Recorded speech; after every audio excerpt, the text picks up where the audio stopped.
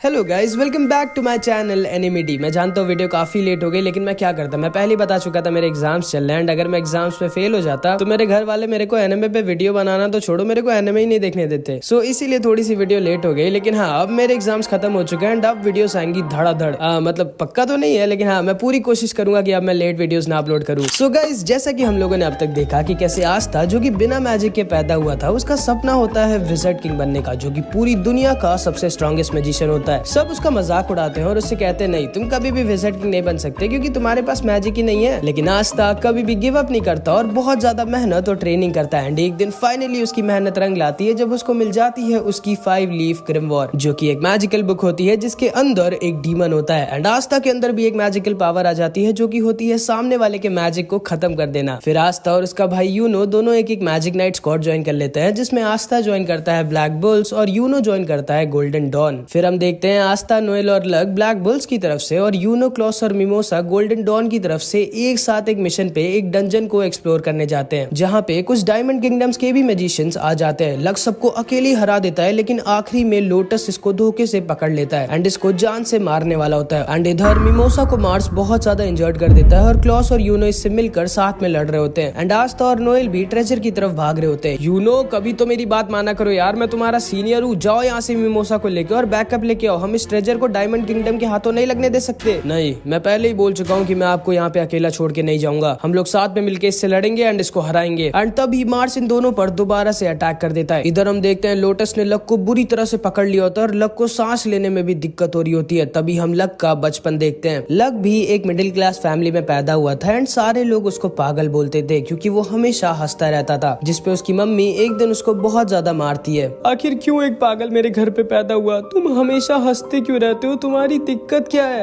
आखिर मेरी ही किस्मत इतनी खराब क्यों थी? एंड इन सबको सुनकर लक अंदर से बहुत ज्यादा दुखी हो जाता है, लेकिन वो फिर भी स्माइल कर रहा होता है। एंड फिर एक दिन लक एक नोबल फैमिली के बच्चे को फाइट में हरा देता है। किसी को भी यकीन नहीं होता कि लक, जो कि एक कॉमन फैमिली का है, उसने एक नोबल फैमिली के बच्चे को कैसे हरा दिया, क्योंकि लक ऐसा पहला कॉमनर था जिसने किसी नोबल फैमिली के बच्चे को हराया था। एंड जिंदगी में पहली बार उसकी मम्मी उसकी तारीफ करती है और उसे प्यार करती है। लक, तुम कोई नॉर्मल बच्चे नहीं हो, तुम स्पेशल हो और शायद तुम ही मेरी किस्मत को दोबारा से बदलोगे। याद रखना लक, इस दुनिया में हमारा कोई भी नहीं है। वादा करो कि तुम ऐसे ही लड़ते रहोगे और कभी नहीं हारोगे। वादा करो कि तुम तब तक नहीं हारोगे जब तक तुम मर नहीं जाते। वादा करो लक। एंड लक अपनी मम्मी से वादा कर देता है कि अब वो कभी भी नहीं हारेगा और बहुत लड़ाई कर कर बहुत स्ट्रांग बनेगा। एंड फिर एक दिन लक की मम्मी भी खत्म हो जाती है एंड सारे आसपास के लोग कह रहे होते हैं चलो अच्छा है, ये पागल औरत खत्म हो गई, उसके बच्चे को तो देखो, वो भी उसकी तरह पागल ही है। उसकी मम्मी खत्म हो गई लेकिन अभी भी वो हंस रहा है। सब लोग दूर रहना उससे, क्योंकि किसी को भी ये नहीं पता होता कि अंदर से लक कितना ज्यादा दुखी होता है। लेकिन कोई भी आगे बढ़कर लक की मदद करने नहीं आता। एंड लक उसी समय समझ जाता है कि उसकी मम्मी ने बिल्कुल सही कहा था, इस दुनिया में उसका कोई भी नहीं है, वो अकेला है। एंड लक उसी दिन डिसाइड करता है कि अब से सिर्फ वो वही करेगा जो उसकी मम्मी ने उससे कहा था, लड़ाई। और वो तब तक लड़ेगा जब तक वो मर नहीं जाता। एंड तब से आज तक लक एक भी बैटल में नहीं हारा है। एंड इसीलिए उसे लड़ना इतना ज्यादा पसंद है, क्योंकि वही एक चीज थी जिसके लिए उसकी मम्मी ने उसकी तारीफ की थी। लक लोटस के मैजिक की वजह से सांस भी नहीं ले पा रहा होता। ठीक है बच्चे, टाइम आ गया है तुम्हारा मरने का। नहीं, मैं हार नहीं सकता। मेरी मम्मी ने कहा था कभी हारना मत, लेकिन एक मिनट, उन्होंने ये भी तो कहा था कि मुझे तब तक नहीं हारना है जब तक मैं मर ना जाऊं, और मैं अब इसके मैजिक से बाहर नहीं निकल सकता। शायद अब मुझे मर ही जाना चाहिए। एंड लक गिव अप कर देता है और तैयार हो जाता है मरने के लिए। ठीक है बच्चे, अब सो जाओ हमेशा के लिए। लेकिन तभी वहाँ पर हमारा आस्था आ जाता है अपनी मैजिकल तलवार को लेके एंड लोटस के मैजिक को बीच से काट कर खत्म कर देता है एंड लक को बचा लेता है। हाँ, इस लड़के ने अपनी तलवार से मेरा मैजिक खत्म कर दिया, ये कैसा मैजिक है? आस्था लोटस से बोलता है, ओए तुम्हारी हिम्मत कैसे हुई मेरे सेनपाई को छूने की? एंड इधर यूनो भी मार्स के सामने अपनी ग्रिमवॉर निकाल लेता है एंड आस्था और यूनो दोनों तैयार हो जाते हैं एक बहुत ही खतरनाक बैटल लड़ने के लिए। लक को समझ में नहीं आ रहा होता कि आखिर आस्था ने उसे क्यों बचाया एंड वो अभी भी स्माइल कर रहा होता है। आखिर तुम्हारी दिक्कत क्या है बच्चे? तुम अभी भी हंस क्यों रहे हो? कहीं तुम्हें ये तो नहीं लग रहा कि तुम्हारे दोस्त तुम्हें बचा लेंगे? और अगर तुम्हें ऐसा लग रहा है तो ये तुम्हारी गलतफहमी है। लक आस्था और नोएल से कहता है तुम दोनों यहीं रुको, मैं इसको अकेला मारूंगा। मेरी मम्मी ने मुझसे कहा था मेरे को तब तक लड़ना है जब तक मैं मर नहीं जाता। एंड लक लोटस के ऊपर दोबारा से अटैक कर देता है, लेकिन लोटस उसके अटैक को डॉज करके उसके ऊपर अटैक कर देता है। एंड लोटस का अटैक लक को लगने ही वाला होता है, लेकिन एक बार फिर से आस्था लक को बचा लेता है और आस्था लक से बोलता है नहीं, मैं आपको मरने नहीं दूंगा लक सेनपाई। लक सोचता है कि आखिर ये क्यों मुझे बचाना चाहता है, मैं आखिर हूँ क्या इसका? मेरी मम्मी ने तो कहा था कि इस दुनिया में मेरा कोई भी नहीं है। एंड तब आस्था लक से बोलता है, माफ करना लक सेनपाई, लेकिन मैं आपको मरने नहीं दे सकता क्योंकि आप मेरी फैमिली का एक हिस्सा हैं। एंड उसी समय लक की आंखें खुल जाती हैं और वो समझ जाता है कि नहीं, अब वो अकेला नहीं है, उसके पास अब एक पूरी फैमिली है जो उससे प्यार करती है एंड उसको प्रोटेक्ट करती है। एंड लक आस्था से कहता है, तुम शायद सही कह रहे हो आस्था, साथ में लड़ने में शायद ज्यादा मजा आएगा, चलो मिलकर हम लोग इसकी बैंड बजाते हैं। एंड आस्था, नोएल और लक तैयार हो जाते हैं लोटस को हराने के लिए। इधर हम देखते हैं यूनो अपनी पूरी जान लगाकर मार्स के साथ लड़ाई कर रहा होता है, लेकिन मैंने तो पहले ही बताया था कि मार्स बहुत ज्यादा स्ट्रांग है। यूनो को समझ में नहीं आ रहा होता कि आखिर वो कैसे मार्स को हराए। और इधर लोटस ने अपने मैजिक से इन तीनों को घेर लिया होता है। जैसे ही आस्था उसके मैजिक को काटता है, दोबारा से लोटस का मैजिक आकर उन लोगों को घेर लेता है। लक सोचता है कि आखिर हम लोग कैसे हराए इसको, इसके स्मोक के अंदर हम लोग इसको देख नहीं सकते और ये बहुत ज्यादा फास्ट है और ये हम लोगों को हमारी मैजिक पावर की वजह से सेंस कर पा रहा है और हम लोगों में सिर्फ मैं ही इसको सेंस कर पा रहा हूँ। लेकिन तभी लक को याद आता है कि अरे हाँ, आस्था के पास तो मैजिकल पावर है ही नहीं, तो लोटस आस्था को सेंस नहीं कर सकता। एंड लक इन दोनों से कहता है, मेरे पास एक प्लान है। नोएल आस्था को अपने मैजिक से हवा में भेजती है एंड लक अपने मैजिक से लोटस पर अटैक करता है और लोटस को आस्था की तरफ जाने के लिए मजबूर कर देता है। एंड आस्था के पास तो मैजिक है ही नहीं, तो लोटस आस्था को सेंस नहीं कर पाता एंड इसीलिए आस्था उसके पास पहुंच जाता है एंड अपनी तलवार से लोटस के ऊपर अटैक कर देता है। एंड लोटस अपने स्मोक प्रिजन से निकलकर दूर जाकर गिर जाता है। एंड इधर हम देखते हैं यूनो की हालत बहुत ज्यादा खराब हो चुकी होती है। सामने से हटो मेरे, तुम सब मुझे नहीं हरा सकते। एंड लोटस इधर समझ जाता है कि नहीं, वो आस्था के रहते इन लोगों को नहीं हरा सकता। एंड तभी वो अपने मैजिक से एक स्मोक कार बनाकर वहाँ से भागने लगता है। भाई साहब, आखिर क्या क्या कर सकता है अपने मैजिक से। लक उसके पीछे भागता है, लेकिन लक को चकमा देके लोटस वहाँ से निकल जाता है। चलो अच्छा है वो भाग गया, अब हमें क्या करना चाहिए। यार वो भाग गया, मेरे को उसको जान से मारना था, लेकिन चलो कोई नहीं, चलो हम लोग मिलके अब ट्रेजर ढूंढते हैं। लेकिन तभी लक मार्स के मैजिक पावर को सेंस कर लेता है। एक मिनट, यहाँ पे अभी आसपास कोई और भी है जिसके पास बहुत ज्यादा स्ट्रॉन्ग मैजिकल पावर है, चलो हम लोग साथ में चलते हैं उसके साथ लड़ने और उसको हराने। एंड इधर हम देखते हैं मिमोसा बहुत ज्यादा हर्ट होती है और धीरे धीरे हील हो रही होती है और यूनो अपनी पूरी जान लगाकर मार्स के साथ लड़ाई कर रहा होता है। लेकिन मार्स बहुत ज्यादा स्ट्रांग होता है और उसकी और यूनो की फाइट में मार्स यूनो पर भारी पड़ रहा होता है। एंड देखकर लग भी नहीं रहा होता कि मार्स जरा सा भी थका हुआ है। क्लॉस समझ जाता है कि ये लड़का कोई नॉर्मल ह्यूमन नहीं है, ये वो है जिसके ऊपर डायमंड किंगडम ने एक एक्सपेरिमेंट कर इसको स्ट्रांग बनाया था, जिसमें इसके साथ और भी कई बच्चों पर एक्सपेरिमेंट किया गया था और उसके बाद उन सबको आपस में लड़ाया गया था। एंड आखिरी में सिर्फ एक बच्चा जिंदा बचा था जो कि था मार्स। क्लॉस को अंदर से बहुत बुरा भी लग रहा होता है क्योंकि एक नोबल फैमिली का होने के बाद भी यूनो जो कि एक कॉमनर है वो उसको प्रोटेक्ट कर रहा है। एंड क्लॉस गुस्से से अपनी पूरी जान लगाकर मार्स के ऊपर अटैक कर देता है, लेकिन मार्स अपने डायमंड शैडो क्लोन से खुद को बचा लेता है एंड वो क्लॉस के ऊपर अपने डायमंड क्लोन से अटैक कर देता है और यूनो के ऊपर अपनी डायमंड स्वॉर्ड से। यूनो बहुत ज्यादा इंजर्ड होता है, लेकिन किसी तरह वो अपने आप को बचा रहा होता है और बार बार मार्स के ऊपर अटैक कर रहा होता है, लेकिन मार्स को वो हिला भी नहीं पा रहा होता और मार्स को कुछ भी फर्क नहीं पड़ रहा होता यूनो के अटैक से। मार्स यूनो से बोलता है, तुम्हें समझ में नहीं आ रहा क्या, तुम मुझे नहीं हरा सकते, गिव अप कर दो। एंड तभी यूनो को अपने पास्ट की याद आ जाती है जब वो और आस्था आपस में ट्रेनिंग किया करते थे। एंड तब यूनो अपने मैजिक से आस्था को आसानी से बार बार हरा दिया करता था। तुम्हें समझ में नहीं आ रहा क्या आस्था, तुम मुझे नहीं हरा सकते, गिव अप कर दो। नहीं, मैं कभी भी गिव अप नहीं करूंगा, ये फाइट तब तक नहीं खत्म होगी जब तक मैं जीत नहीं जाता। एंड आस्था की तरह यूनो भी गिव अप करने वाला नहीं था क्योंकि आखिरी में वो है तो उसका भाई ही। एंड वो फिर से मार्स के ऊपर अटैक करने लगता है एंड मार्स डिसाइड करता है कि अब वो इस फाइट को खत्म कर देगा एंड वो अपनी डायमंड स्वॉर्ड से यूनो के ऊपर एक फाइनल अटैक कर देता है। यूनो अपने मैजिक से उसके स्वॉर्ड को रोकने की कोशिश करता है, लेकिन उसकी स्वॉर्ड तो डायमंड की थी तो वो उसे रोक नहीं पाता और मार्स की स्वॉर्ड यूनो की तरफ आगे बढ़ जाती है। क्लॉस बोलता है, नहीं यूनो, एंड मार्स की स्वॉर्ड यूनो को बस खत्म करने वाली होती है, लेकिन तभी वहाँ पर फिर से हमारा आस्था आ जाता है एंड आस्था अपनी स्वॉर्ड से मार्स की स्वॉर्ड को बीच से काट देता है। क्लॉस देखकर डर जाता है कि आखिर जिस स्वॉर्ड को यूनो तक अपने मैजिक से नहीं काट पाया उसको इस लड़के ने कैसे काट दिया। आस्था मार्स से बोलता है, मेरे भाई से दूर रहना। मार्स भी एकदम शॉक्ड रह जाता है कि आखिर कौन है ये लड़का, क्योंकि जिंदगी में पहली बार किसी ने मार्स की स्वॉर्ड को बीच से काटा था। एंड यूनो भी आस्था को देखता है और सोचता है कि आखिर कितना स्ट्रॉन्ग हो गया है आस्था एंड अब वो बचपन वाला वो वीक आस्था नहीं रह गया है। मिमोसा और क्लॉस भी आस्था को देखकर एकदम दंग रह जाते हैं। अबे ओए गधे, क्या कर रहा है तू, ऐसे बनेगा विज़र्ड किंग, अभी मैं ना आया होता तो गए थे तुम। चुप रहो, मैं बस हराने वाला था उसे। हराने वाले थे कि मरने वाले थे?